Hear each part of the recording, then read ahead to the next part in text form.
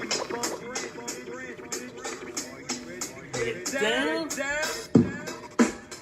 What's up, folks? It's Friday. Doing the show a little late today. I had a prior thing I had to take care of, so I'm doing a little bit later. But normally going to do it 12 o'clock, but just had something I had to take care of, so I'm doing that. I'm doing my show now. Hope everyone's having a good week. Hopefully a good weekend. Everyone in the Northeast, the big storm's coming, so everyone's out and about, doing shopping, running around like idiots. I'm going to cover my topic first and then dive into some wrestling, baseball, Yankees, Mets. I'm going to talk NFL championship games. There's a lot of stuff to cover. Topic was, how much cologne is too much cologne? To me, like I said, I put cologne on when I'm going out, family and friends, kind of a gathering, especially when I haven't seen a lot of people in a while, like to smell nice, whatever. I'll spray a couple squirts on. If I'm going out, to a wedding or any kind of other gathering, or if my wife and I finally have a date night, I'll spray a little bit on. She likes the smell of my cologne. I like cool water. It's always been to this day, ever since, I don't know, probably late teens, early 20s, I've always liked cool water, and I stuck with it. It's the smell I like, and my wife loves it. So that's pretty much the one that I've been wearing for a long time.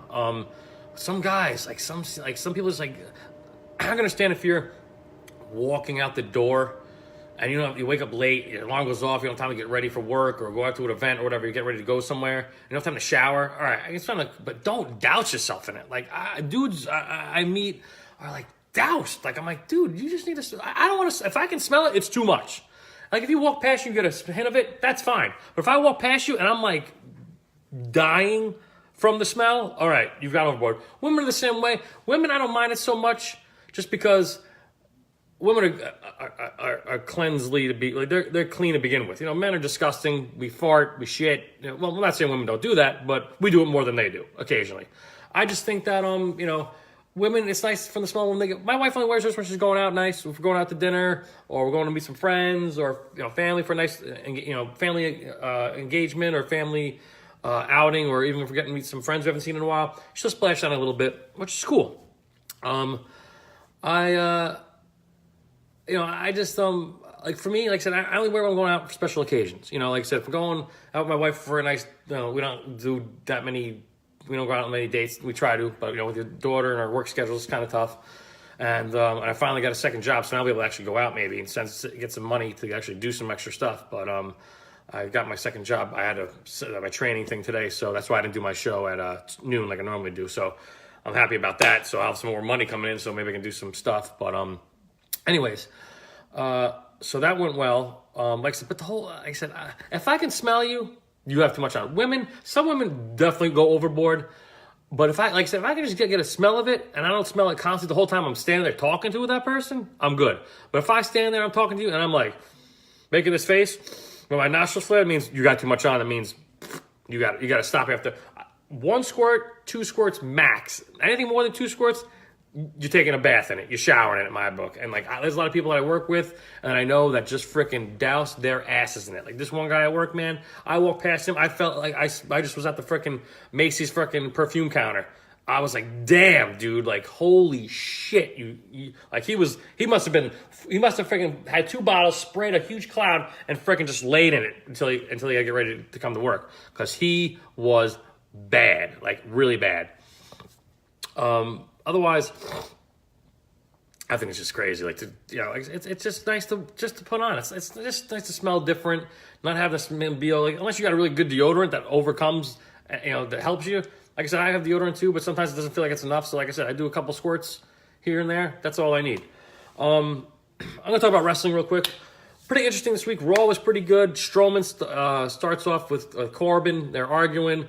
He wants to kick Corbin's ass. He goes, chases Corbin. Corbin hides in Vince's limo. Braun destroys it. Then Vince comes out, sees Braun destroys it, cancels his title match at Royal Rumble against Brock Lesnar. I'll tell you why. Because Braun is still hurt. He's not recovered from his injury. So I knew that was going to happen eventually. They did it, and I'm glad they did it when they did it. So they have... So Vince comes out and has a big announcement. He's going to have a fatal 4-way. Well, not yet. First he comes out. We don't know what he's going to talk about. He gets interrupted by Cena. Cena says, I want a title shot at Brock, this and that. Cena comes out just to get the crowd, get up, and put Cena in any match, everyone's going to be interested. So whatever. I don't care if he's in it or not. But then Drew McIntyre comes out, interrupts him, this and that. Next thing you know, Corbin comes out, and then Balor comes out. So Vince is like, guess what? Fatal 4-way is whoever wins is the number one contender, and we'll fight Brock at Royal Rumble. Great. Later on, Jinder, since sees Vince in the back, says, listen, I couldn't make it out there, whatever. I want to be in this Fatal 4-way match. He's like, all right, you pick a guy who's in the Fatal 4-way. You beat them, you replace them. So he picks Finn Balor. Finn Balor beats him. So Finn Balor's still in the Fatal 4-way at the end of the match. Then you have a couple matches, Ronda Rousey versus Ronda and Sasha versus Tamina and Nia. They beat them. At the end, Ronda and Sasha have some back and forth about who's going to win at Royal Rumble and who respects who disrespects who. It's kind of good banter, as much as I don't like Ronda on the mic, but I love Sasha. So then the Revival finally get a win, beat the Lucha House Party, which was bound to happen because they've been getting screwed by them. They've been beating them the last few weeks, so they finally won. The Jinder match, Jinder loses to Finn, and then we have Bayley and Natalya are arguing about Ronda, and Bayley's Sasha's friend, Natalya's Ronda's friend, so they decide to team up. The Riot Squad causes problems. It's like, if you guys can find another partner, we'll face you later on. So they do, and they get Nikki Cross, who's crazy. She's been on both shows. They're bouncing back and forth with that. So I don't know what she's going to stay on, but they defeat the Riot Squad. Nikki helps. It was a great match. And then the triple threat match for the Intercontinental Championship, which was good. It was Dean Ambrose, the champion, Seth Rollins, and Bobby Lashley. Good match. Very good match. Was kind of surprised at the ending. Bobby Lashley is the new Intercontinental Champion. Stunned, but shocked at the same time. But hey, Lashley was due for a championship. He hasn't been WWE for a while. He hasn't had a championship in a while there. So I guess he was due to get one. Moment of Bliss, starring Alexa Bliss, has Paul Heyman on. But she makes an announcement. She unveils the new women's tag team belts, and also says at the Elimination Chamber, there'll be three women tag teams from SmackDown and 3 women tag teams from Raw. Will face in the Elimination Chamber. The winner is crowned the new tag team champion. So I guess the women's tag team champion is going to be on both Raw and SmackDown, since they're trying to combine both now, because I think Fox is buying out. Is going to buy SmackDown to put them on, and I think Raw is still going to stay on USA. Paul Heyman was on just talking bullshit about Brock, which no one cares about, because Brock's not there. I'm sick of it. Listen to Heyman. I don't care. Heyman needs to find someone else to represent. Like Ronda Rousey, go get a tag team. Like Brock, you don't need Brock. Brock don't need nobody because he don't need to speak. All he does is toss dudes around. He's boring. And then the main event. And we saw EC3 in the background looking in the mirror and sit outside Vince's office. And we saw Jerry Lawler there, too, coming out of Vince's office. So I think, and Jerry Lawler should probably sign another 2-year deal, so he's going to do some commentary. I guess there's some pay-per-views, which is cool. I love the King. Finally, the Fatal 4-Way number one contender match. Cena, Balor, Corbin, and McIntyre. Great match. Went back and forth. A lot of ways could have went. Finally, it ended. My man Balor hits the coup de grace. Coup de grace on Cena, of all people. Pin Cena. 1, 2, 3. Balor is the number one contender and is going to fight Brock at Royal Rumble. A couple things. 1, I'm happy. 2, I'm also pissed off because they should have done this a long time ago, so Finn wouldn't have to face Brock Lesnar, because he's not beating him. Even if he comes out with the Demon, he's still not beating him. Brock's going to have that till WrestleMania. As much as I would love to see Finn Balor win the Universal Championship again, it's not going to happen. I think if Finn loses, he should go to SmackDown. Or, this is what I think. They should have that match on earlier, save the Royal Rumble for last, the Men's Royal Rumble last. Put their match on early. When Finn loses, Finn wrestles in the Royal Rumble, then wins the Royal Rumble, and then challenges whoever wins the AJ Daniel Bryan match at Royal Rumble at WrestleMania. That would be awesome, but I don't think that's going to happen. SmackDown was good.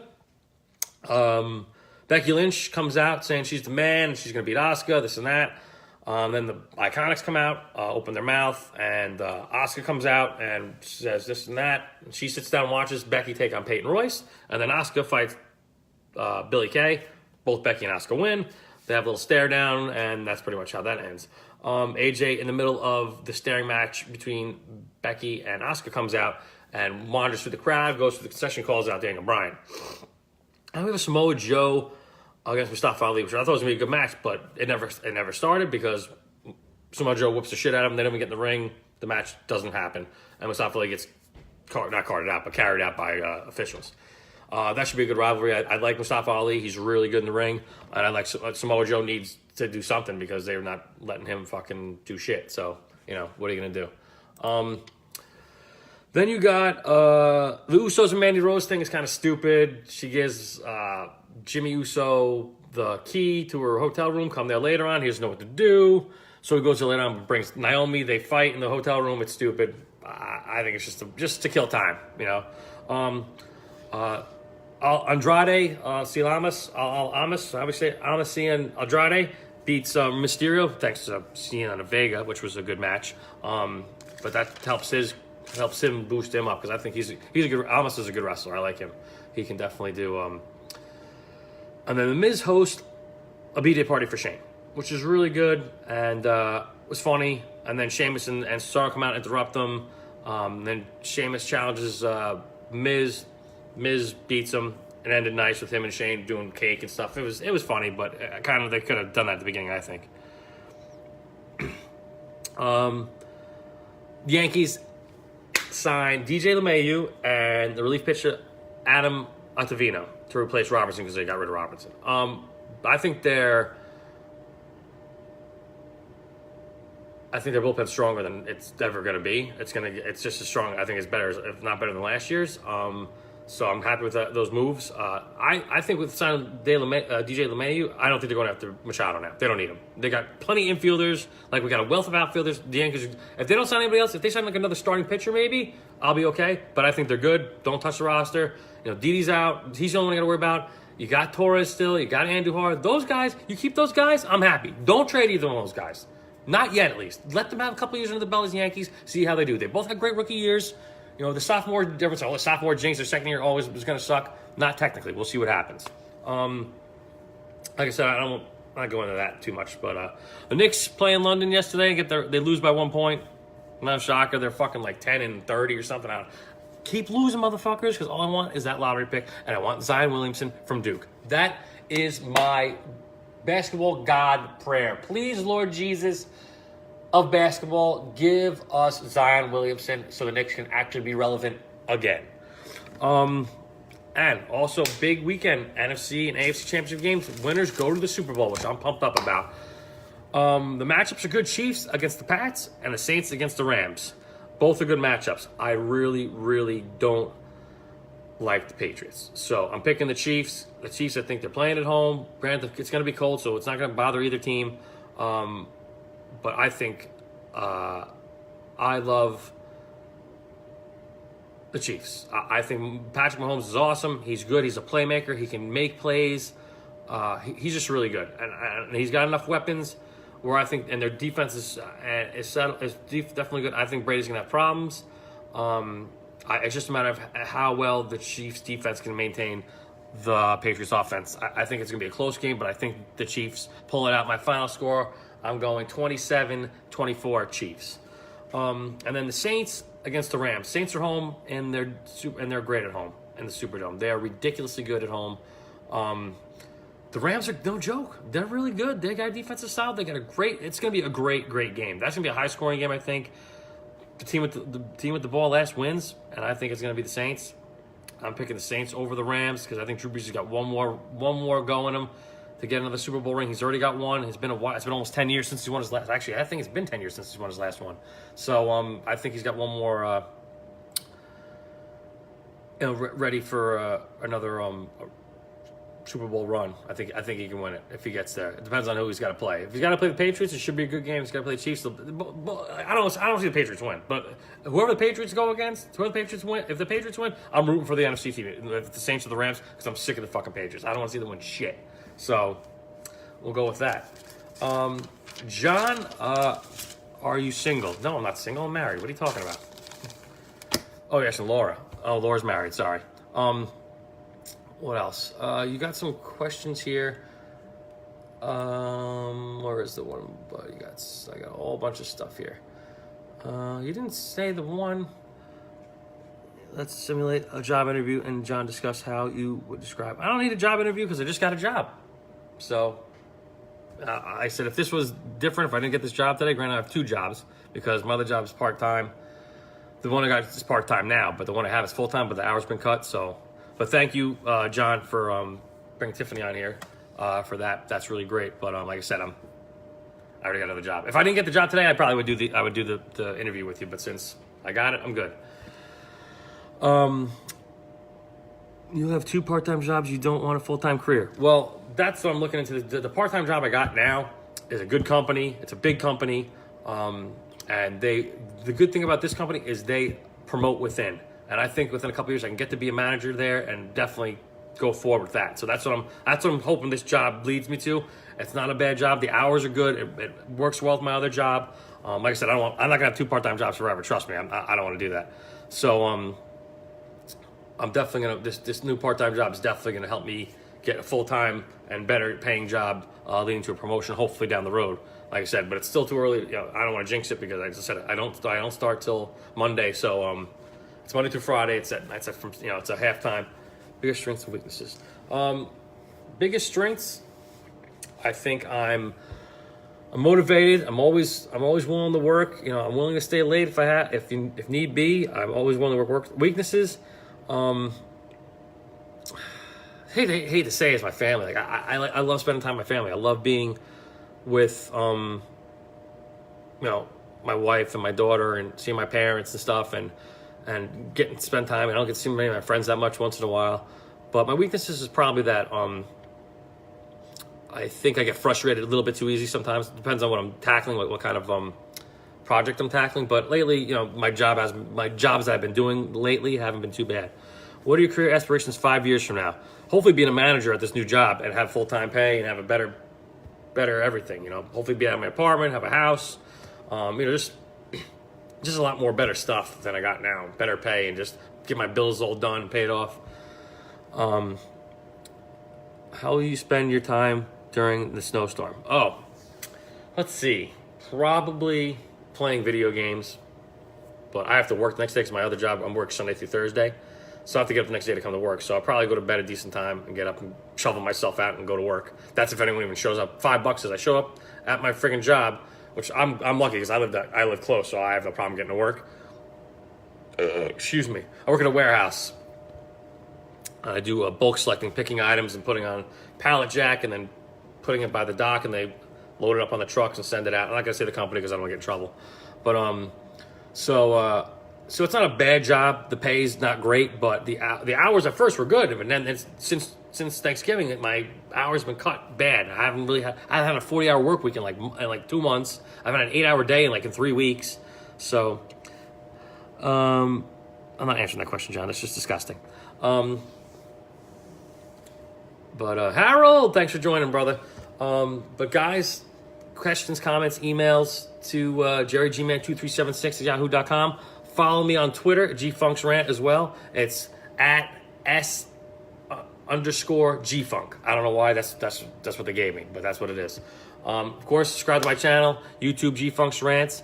And I'll be back next week, 12 o'clock again, unless something else comes up. But like I said, I got to stick to 12 just because, today was just because of my training for my new job. So how do you deal with an irate customer? The only good thing about this job, dude, don't got to deal with customers. It's a warehouse job. So, yes. I don't mind, like I said, my old job I don't mind dealing with. Look who decided to join us. Could have been my co-host, but decided to be a pussy. Mr. PJ Fastendola, a.k.a. P Nasty. Jerry, what about my question on technology? Ask it again, man. I didn't pull it up on here because I'm doing work, because I'm not working from my other thing today. I'm actually doing my show on my phone today because my daughter has the iPad, which I normally record on, and I have a little more space and I can maneuver more stuff. What was I going to say? Technology. Yeah, technology nowadays, man, I've adjusted well to technology. There's still some things that frustrate me with the computer, and but otherwise I've adjusted nicely. My dad's very tech savvy still for an older guy, and he's adjusted it well. He still doesn't like the new phone so much. He's got one. He uses it to play games on. He doesn't even use it to call anybody on. He's got one flip phone he uses to call people. And he's got a regular iPhone. Or I forgot what kind of, it's not an iPhone, but he's got he doesn't have a flip phone. He's got one flip phone he takes for calls and one regular iPhone, or kind of like an iPhone, that he plays games on with my nephews. He's into freaking the stupid, what do you call, oh my God, what's this, oh my God, Pokemon, that's it. Yeah, we haven't seen Mr. X in a while. He's been kind of busy. Hopefully we'll get him on sooner or later. He's supposed to have a wrestler, an indie wrestler, lined up for an interview for me. Hopefully soon. I don't know when that's going to happen. I got to talk to him when I can get a chance. And fast in the last. Oh, you missed my picks, man. I'm going Chiefs. Chiefs over the Pats. How would your life be different if you had smartphones? When I was younger, I'd probably be more not so frustrated with it now when I can't do stuff if we had these a long time ago. But also probably be bad because I probably would have even done worse in school than I did back then because I'd probably be fucking my phone constantly. So I'm kind of glad they didn't have back then because I definitely, like I was not great in school. I wasn't A student, B student. I was C and B's, throw a couple D's in there, never failed anything. So, but like I said, if I would have had those, poof, I would have been screwed. But that's about it, guys. I'm trying to think. There's something else I wanted to say. I'll do Royal Rumble picks. It's Friday, next coming Friday, of course. And Super Bowl picks, of course. My birthday's in the Super Bowl. Yeah, which doesn't happen too often. What is the first thing you look for in a new employer? Well, the new place I like now is the one thing is they're very laid back. They're not freaking super. They want you to do your job, but they don't want you to get too stressed. They're very, they're not so much on their numbers.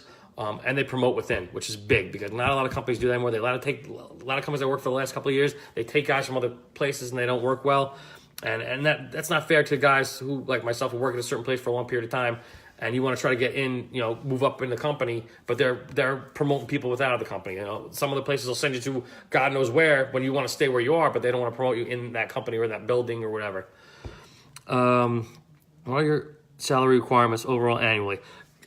Anywhere over 40,000, dude, it's good. If I can make it 40, 50,000 is definitely the best. Anything more than 50,000 is great. Anything between 30 and 40 is feasible. My wife makes a pretty good. She makes about between the same. So if we both can make that, it's pretty good. We can live on that. We can pay our bills on that.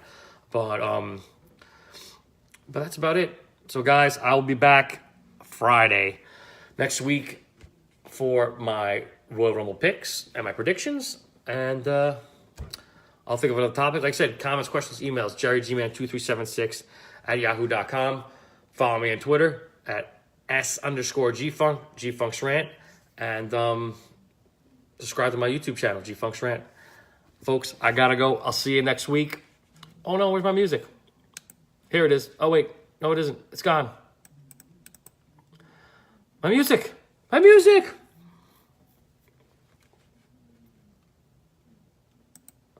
I gotta go, man. I got a life. I got my family to take care of. My wife and my daughter will be home soon, so I gotta get ready for them to be home, and I gotta go walk the dog. So, unfortunately, John, that's not right. Laura's married. Don't ask for nudes, dude. That's not cool. Laura's a very nice lady, and I don't think her husband would appreciate it. So, like I said, stop flirting. Well, my music's not working, but what else is new? Because this fucking computer, like I said, technology. Sometimes it works for me, sometimes it doesn't. And right now it is... Oh, wait. Now it is. Hey, look at that.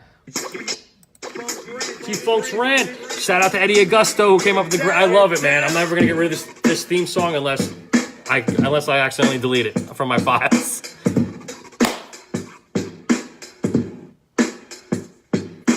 Folks, I got to go.